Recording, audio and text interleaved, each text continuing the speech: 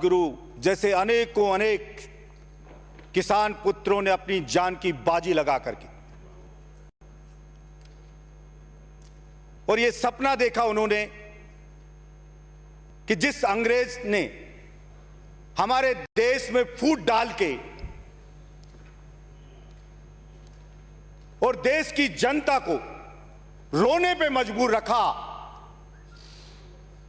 उस अंग्रेज सरकार से मुक्त करा के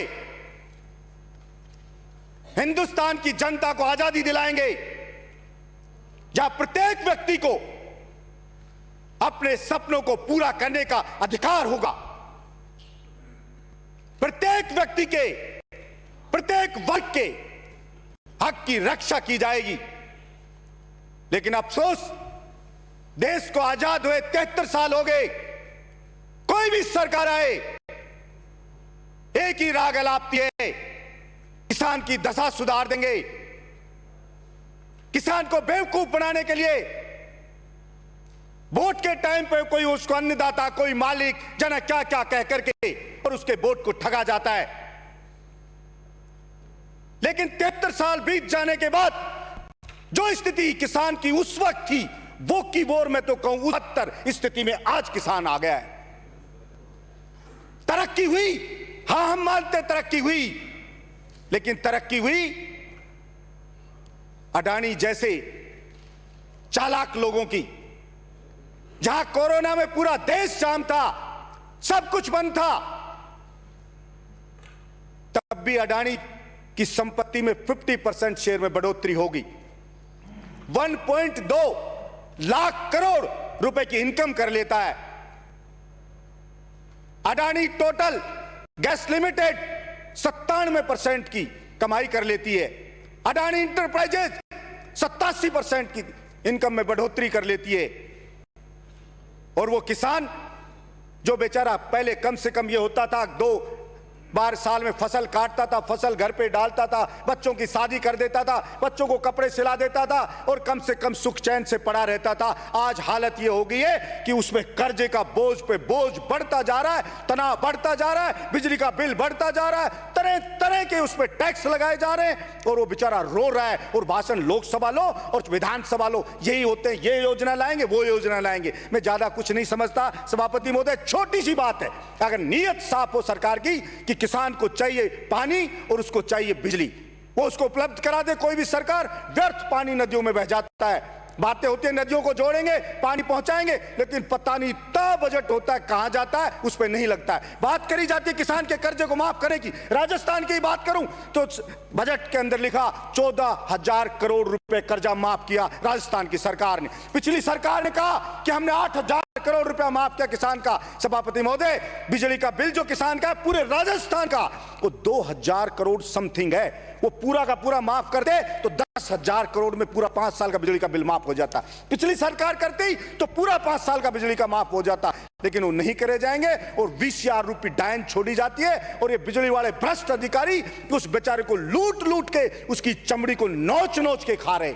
इसलिए मैं तो ये मानना चाहता हूं और राजस्थान की विधानसभा से मैं राजस्थान के, हिंदुस्तान के किसानों को कहना चाहता हूं, कोई पार्टी, कोई सरकार कुछ नहीं बदलेगा, कुछ नहीं करने वाले आपका। जैसे अंग्रेजों ने फूट डाली थी, इन राजनीतिक पार्टियों ने फूट डाल दिए किसान कौम के अंदर कि आप इस पार्टी को, आप इस पार्टी को, आप इसके पक्ष में मत बोलो, आप इसके पक्ष में मत बोलो।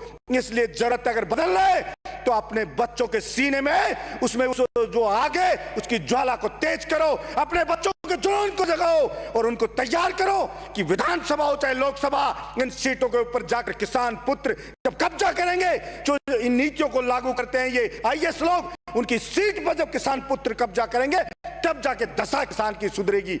एमएसपी पे बात होती है, एमएसपी पे फसल की खरीदेंगे, कोई फसल नहीं खरीदी जाती। और सभापति महोदय, खरीदी जाती है, कहते हैं पैसा नहीं है। मैंने बहरोड में पकड़ा सभापति महोदय, नेफेड खरीद कर रही है, 50 किलो सरसों का कट्टा है, सरसों के कट्टे को तुलाया जाता है, 30 किलो वेट है। आप अंदाजा लगाओ, 50 किलो में 15 किलो खा रहा है। और वहां के प्रबंधक को सस्पेंड करवाया। जब एफसीआई के गोदाम में सड़ रहा है अनाज, उसको सड़ने देते हैं और जब सड़ जाता है तब उसको बिल्कुल सस्ती दाम पे अपने मित्र होते हैं जो बियर बनाने वाले उनको बेच दिया जाता है औने पौने दाम में कि सड़ गया, ये खराब हो गया, उनको बेच दिया जाता है। इसलिए सभापति महोदय, नियत नहीं है किसी की, नियत नहीं है किसान की दशा सुधारे। उसका कारण है सभापति महोदय, किसान बेचारा भोला भाला है, वो मोल भाव नहीं करना चाहता जानता, वो सौदा नहीं करना चाहता, वो बेईमानी नहीं करना चाहता, वो बेचारा स्वाभिमानी है, वो किसी का हाथ फैलाना नहीं जानता। इसलिए जरूरत किसान को स्वयं लड़ने की है, कोई किसी को नहीं देगा, कोई नहीं सुधारेगा। पशुपालन की करते हैं सभापति महोदय,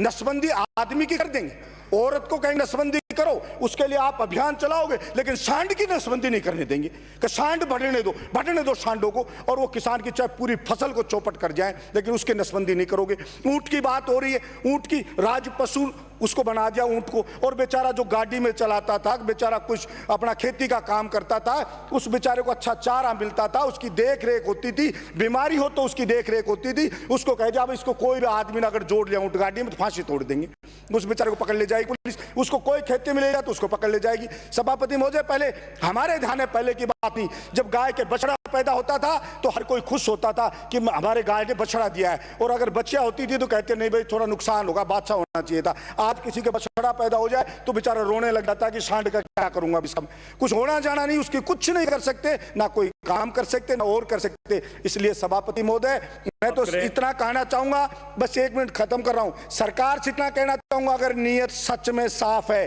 सच में साफ है नीयत, तो किसान को उड़ जाओ मत, किसी योजना फोजना कुछ नहीं जानता, अनपढ़ आदमी, सीधी सीधी बात करो, बिजली फ्री, उसके खेत तक पानी पहुंचे, नदियों का जो व्यर्थ पानी बह जाता है उसको उसके खेत तक पहुंचाया जाए, उसको अच्छी किस्म का बीज दिया जाए और उसको खाद दिया जाए, तो निश्चित रूप से अगर उसकी फसल है एमएसपी पे खरीदा जाए, वही एमएसपी पर जो रेट है उसी पे मार्केट में फसल बिक रही है, लेकिन ब्लैक मार्केट करने वाले वो लोग खा जाते हैं। और आज ऐसी हालत हो रही है सभापति महोदय, जिन्होंने देश को आजाद कराया, जिस भगत सिंह जैसे लोगों ने, आज उनके जो बच्चे हैं वो बेचारे पढ़े, कोई देशद्रोही कहता है, कोई किसी को क्या कहता है। अरे सभापति महोदय, ये दिन आएगा कि इतने दिन, आज तक कभी ऐसा आंदोलन देश आजाद हुआ जब आज तक बता दे कोई, इतना सिस्टमेटिक आंदोलन जो 100 दिन चल गया, एक घंटा नहीं हुई है, सिस्टमेटिक चल रहा है, सड़क पर पड़े, इसका मतलब वो सिंसियर लोग मांग कर रहे हैं, उनकी गंभीरता से लेना पड़ेगा।